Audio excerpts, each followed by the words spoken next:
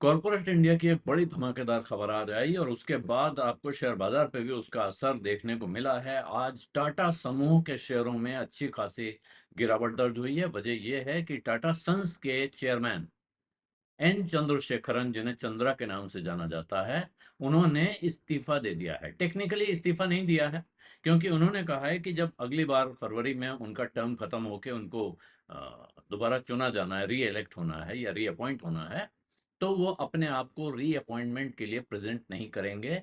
यानी कि अब वो एक्सटेंशन नहीं चाहते हैं। लेकिन इसको इस्तीफा क्यों माना जा रहा है? क्योंकि वो सामान्य स्थिति में मात्र 63 साल उनकी उम्र है, तो उनको री अपॉइंट होने के लिए अपने को प्रेजेंट करना चाहिए था या रीनोमिनेट होने के लिए। लेकिन उनका कहना है कि जहां दो ट्रस्टों ने उनके रीनोमिनेशन को मंजूरी दे दी है, बाकी लोगों की तरफ से जैसी चुप्पी दिख रही है, उसकी वजह से उनको लगता है कि अब उन्हें रीअपॉइंटमेंट के लिए अपनी अर्जी नहीं लगानी चाहिए। ये बिल्कुल साफ साफ वो शब्द नहीं है जो उनके, ये भावना समझिए। तो हुआ ये, जैसे ही ये खबर आई, इसके बाद इसका मतलब ये हुआ कि फरवरी के बाद अब टाटा सन्स, जो टाटा समूह की सारी कंपनियों को चलाने वाली कंपनी है, उसकी होल्डिंग कंपनी है और एक तरह से उसको कंट्रोल करती है, वो नया मुखिया चुनेगी। ये एन चंद्रशेखरन पहले नॉन टाटा फैमिली चेयरपर्सन इस ग्रुप के हैं। इससे पहले साइरस मिस्त्री आए थे। साइरस मिस्त्री को बहुत अनसेरेमोनियस तरीके से बीच में जाना पड़ा, उसके बाद एक सड़क दुर्घटना में उनकी मौत भी हो गई है। लेकिन मिस्त्री परिवार को भी टाटा परिवार से बहुत करीब से जुड़ा हुआ माना जाता था, और क्योंकि मिस्त्री फैमिली टाटा सन्स में टाटा ट्रस्ट के बाद सबसे बड़ी इंडिविजुअल शेयर होल्डर है, सबसे बड़ा जो व्यक्तिगत शेयर होल्डर थे वो शापुर जी पालन जी मिस्त्री थे, उनका परिवार है ये। और उसके अलावा प्रोफेशनल चेयरमैन पहली बार एन चंद्रशेखरन बने थे, और उसके पहले वो टीसीएस के एमडी और सीईओ थे, उसके चेयरमैन बने। क्योंकि उनका बड़ा जबरदस्त रिकॉर्ड था, पूरे ग्रुप में सबसे तेजी से बढ़ने वाली, सबसे शानदार, जिसे ज्वेल इन द क्राउन कहते हैं, वो कंपनी टीसीएस चंद्रा के नेतृत्व में बनी थी।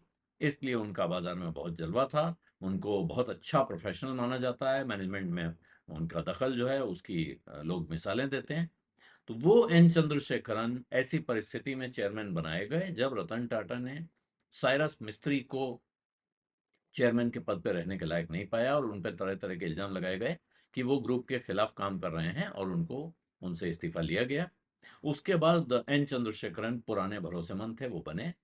लेकिन अब जब रतन टाटा की मृत्यु के बाद नोएल टाटा इस ग्रुप के, जो टाटा ट्रस्ट हैं, उनके चेयरमैन बन गए हैं, वहां से परिस्थितियां बदलती हैं और कहा जा रहा है कि दोनों के बीच में कुछ मतभेद हैं, काम चलाने के तरीकों को लेके, मैनेजमेंट के फैसलों को लेके। और उसी का नतीजा है कि अब चंद्रा को लगता है कि इस समूह में अपना भविष्य नहीं है। तो हुआ, जैसे ही ये खबर आई है उसके बाद तेज गिरावट आई है टाटा समूह के शेयरों में। 4 से 5% ज्यादातर शेयर गिरे हुए हैं, और कुल मिला के 68,000 करोड़ से ज्यादा का मार्केट कैप एक दिन में टाटा ग्रुप के शेयरों का, जो लिस्टेड शेयर्स हैं, चला गया है। आप अगर अनलिस्टेड शेयर्स भी जोड़ेंगे तो बहुत और नुकसान हुआ होगा, लेकिन वो नुकसान सामने तब तक दिखेगा नहीं जब तक उनके भाव, क्योंकि यहाँ मीटर दिखाई पड़ता है, सामने भाव है, आप स्क्रीन पे हिसाब लगा सकते हैं कि स्टॉक का कितना हिस्सा उड़ गया है। और सुबह ही ये शेयर आज गिरावट के साथ खुले हैं, क्योंकि खबर आ गई थी। बीच में 6% तक की गिरावट थी, लेकिन उसके बाद कुछ सुधार भी हुआ है। Tata steel, Tata Motors passenger vehicles, Tata technology और टाटा एलेक्सी, ये फिर 1 से 3% की गिरावट के साथ बंद हुए हैं। टीसीएस, जो चंद्रा का सबसे फेवरेट हिस्सा था टाटा समूह में, वो करीब 4% से ज्यादा गिर के बंद हुआ है।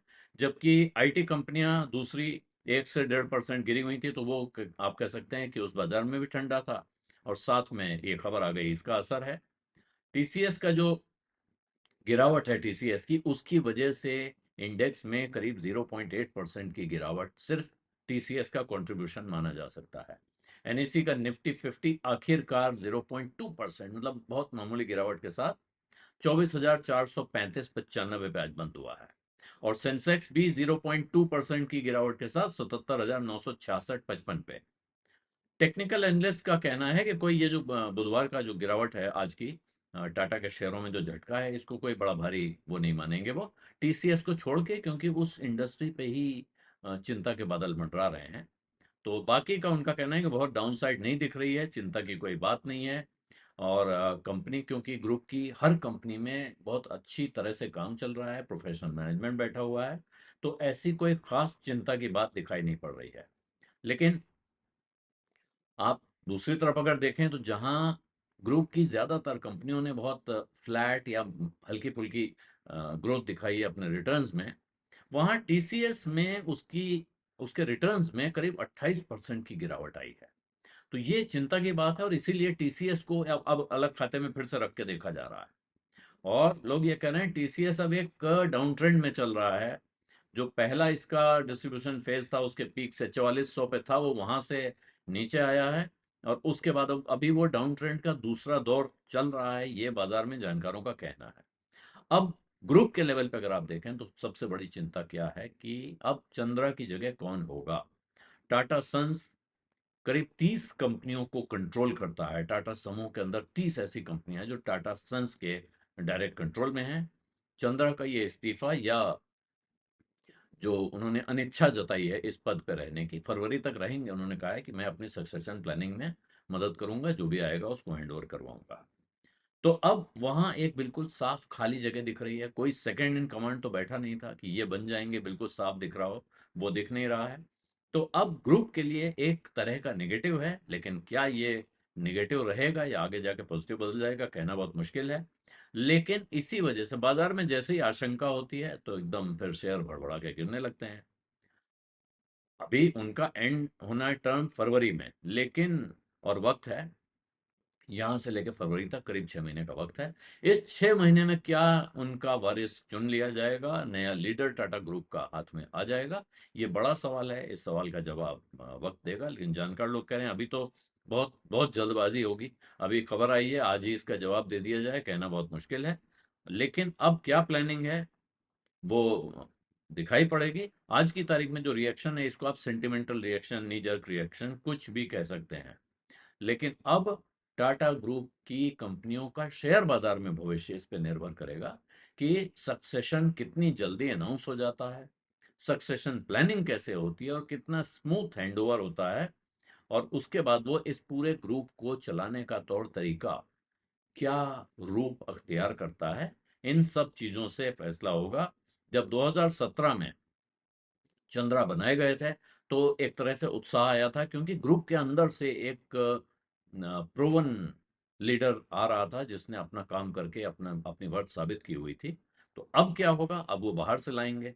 और दूसरा सवाल बाजार में एक और चल रहा है कि अभी चंद्रा कई जगहों पे इस ग्रुप में है, टीसीएस के चेयरमैन है, टाटा मोटर्स के चेयरमैन है, टाटा कंज्यूमर प्रोडक्ट्स के चेयरमैन है, और इस तरह से अब बहुत सारी कंपनियां भी हैं जो अपने आप में एक समूह जैसी हैं। तो उनका भविष्य क्या होगा, ये बहुत सारे लोग इस पर सवाल उठा रहे हैं। इसके साथ एक सवाल बाजार में और चलेगा, वो शेयर बाजार से जुड़ा सवाल शायद नहीं है, लेकिन कि अब एन चंद्रा क्या करेंगे। ये उनका रिटायर होके संन्यास लेके बैठने का वक्त तो है नहीं। जाहिर है कि दूसरे, हो सकता है दूसरे बड़े समूहों की उन पर नजर हो सकता है किसी इंटरनेशनल ग्रुप की उन पर नजर और हो सकता है उनके कोई अपने एंटरप्रेन्योरियल एम्बिशंस हों, या उन्होंने विचार कर लिया हो कि अब मैं कोई एक नया रास्ता पकड़ूंगा। तो दोनों तरफ नजर रखी जाएगी। टाटा समूह आगे क्या करने जा रहा है, और एन चंद्रा आगे क्या करने जा रहे हैं। बिज अड्डा में आज इतना ही है। इजाजत दीजिए। धन्यवाद। नमस्कार।